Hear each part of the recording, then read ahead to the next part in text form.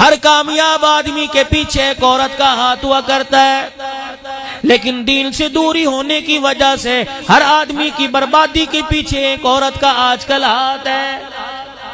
تباہ کر دیا دنیا کی روشن خیالی نے، بیڑا غرق کر کے رکھ دیا۔ یہ کیسی ازواجی زندگی کا ساتھ ہے، یہ کیسا تو نے اپنی زندگی کے سنوارنے کا جوڑا تلاش کیا جو تیری ماں کو برداشت نہیں کرتی، تیری بہن کو برداشت نہیں کرتی، تیرے باپ کو برداشت نہیں کرتی۔ رب ذوالجلال کی قسم ہے، تیرے رشتہ داروں کو، تیرے باپ کے رشتہ داروں کو، تیرے ماں کے رشتہ داروں کو برداشت نہیں کرتی۔ ایسی بیوی رحمت نہیں ہوا کرتی بلکہ قدرت کی طرف سے زحمت ہوا کرتی ہے۔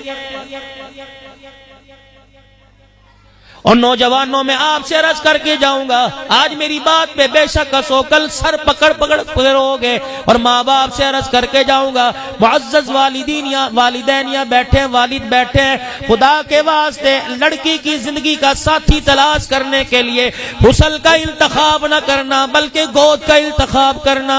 اس گود میں قرآن کی دولت تلاش کرنا، اس گود میں پردے کی دولت تلاش کرنا، اس گود میں حیا کی دولت تلاش کرنا۔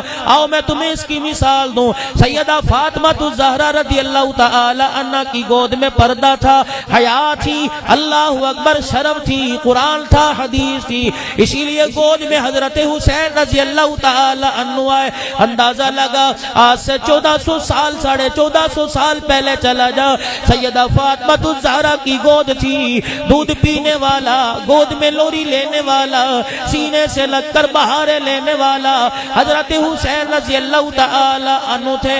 اما فاطمہ رضی اللہ تعالی عنہ قرآن بھی سنا رہی تھی، اپنے بچے کو سینے سے لگا کے دودھ پلا رہی تھی، حسرت بری نگاہ سے دیکھ رہی ہوگی میرا بچہ کیا بنے گا۔ حضرت حسین نے ماں کے چہرے پہ آنکھیں ڈالی، کہا اماں جان فکر نہ کر، مجھے ذرا جوان ہونے دے، میں تیرے دودھ کی قیمت چکاؤں گا، تیری جھولی کی قیمت چکاؤں گا۔ اماں کہنے لگی بیٹا کیا کرے گا؟ کہا اماں جان تو نے مجھے گود میں قرآن سنایا، کربلا کا میدان آنے دے، میں نیزے کی نوک پہ چڑھ کے تجھے اللہ کا قرآن سناؤں گا۔ تو خدا کے واسطے گود کا انتخاب کرنا، خاندان بچ جائے گا۔ اگر حسن کا انتخاب کرو گے عزت لٹ جائے گی جو بچی کچی ہے۔ حسن کا کیا کرنا، بیماری آئی سارا حسن چلا گیا، اللہ اکبر، منہ پر دانے نکل آئے یا کوئی ایسی بیماری نے حملہ کر دیا، سارا حسن چلا گیا۔ خدا کے واسطے گود کا حسن قبر تک ساتھ جاتا ہے۔ اگر عورت دین پہ کھڑی ہو جائے رب ذوالجلال کی قسم دین نسلوں کے اندر چلا جاتا ہے۔